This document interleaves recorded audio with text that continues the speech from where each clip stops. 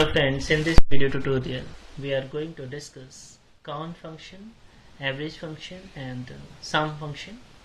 The count function is used to return the number of rows from the table. If you have any condition, then you can also apply. The average function is used to return the average value of the specified numeric column from the table. If you have any condition, you can also apply. Sum function is used to return the sum of a specified numeric column from the table. If you have any condition, then you can also apply. First of all, you have need to open the Microsoft SQL Server Management Studio, and I have already opened the Microsoft SQL Server Management Studio, and next I will create a database, MetroDemo, and select the query and execute the query. Command completed successfully. And next I will use the MetroDemo and select query and execute the query. Okay, and then next I will create a table employee with 5 columns: emp id, int, emp name, varchar 50,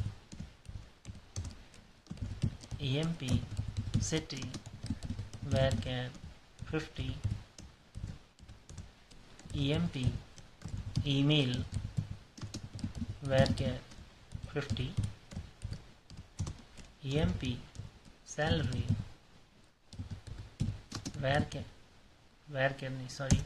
int. Okay, and then select the query and execute the query. Okay, and next I will insert the 5 records inside the employee table with the help of insert command. Insert into employee values 1, Ahmed, Noida,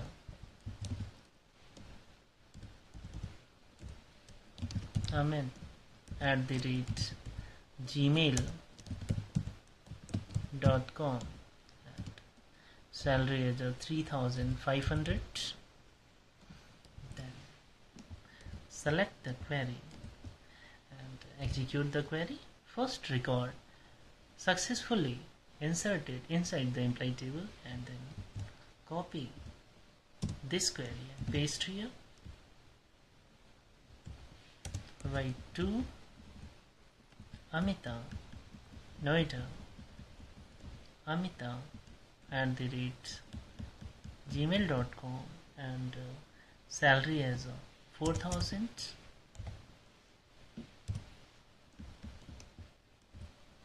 Select the query and execute the query. Second record also inserted inside the employee table, and then paste here. Write here 3, Amita, Delhi, and Amita 123 @gmail.com, and salary as 3,000. Select the query and execute. Third record successfully inserted inside the table, and then copy and paste here. Right here 4, and Shashank,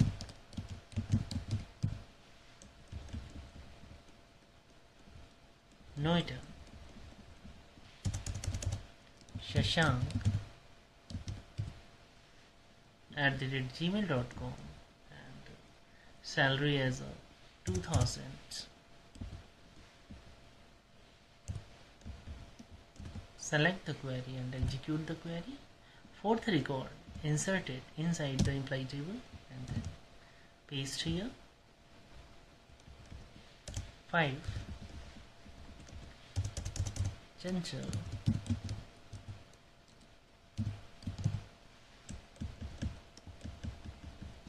Gorakhpur and Chanchal @gmail.com and salary as 4,500. Select the query and execute the query. Okay, and then delete all the insert query and then write here the select star from employee table. This will display all the records from the employee table. Look here, this is the all records from the employee table. And next I will use the count function to count the total number of records. Here select count and then star from employee. This will count the total number of records from the employee table. Execute the query. Look here, this will display the 5, means I have inserted 5 record inside the employee table, so it will count the total number of records as a 5. You can also write here as a no problem. And next I will use the average function to average the employee salary. Right here select AVC and then employee EMP salary, EMP salary as AVG EMP salary from employee, and select the query and execute the query. Look here, this will display the average of the EMP salary here 3400.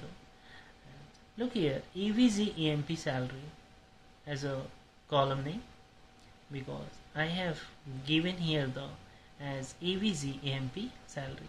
You can write anything here that will display as a column. Okay, and then next I will use the sum function to display the sum of the employee salary column as sum EMP salary from employee table, and select it, execute the query.